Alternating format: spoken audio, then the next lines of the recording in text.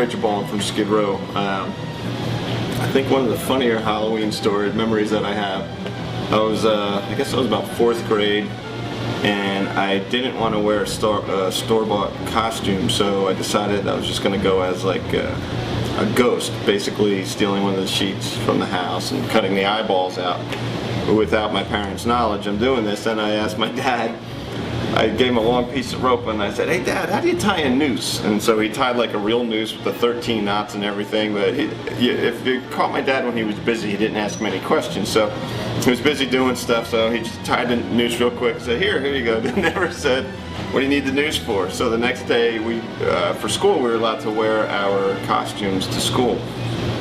So I put the ghost thing over my head, and I put the noose around my neck and tightened it, and I put like all blood around the mouth and around the eyes.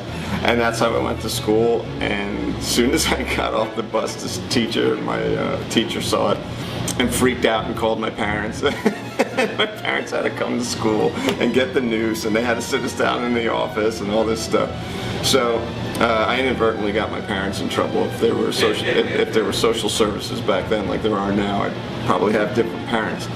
But they meant well. A scary story that happened to me one time when I used to live in New Jersey. I had a studio in the basement of my house, and I was recording some stuff. I can't remember whether I was recording my own stuff or a friend's band, but it was recently. It was about a week after one of my best friend's dad passed away, and I was pallbearer at his funeral. Well, we were in the studio late, and everybody left.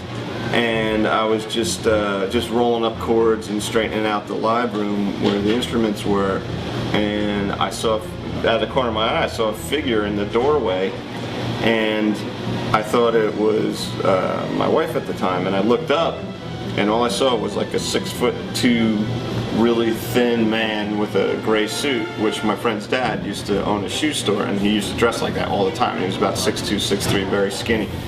And I just looked up and I totally saw his frame in the door. And I was just like, I didn't know what to do. And we used to call him Cordy, and I just go, "Cordy?"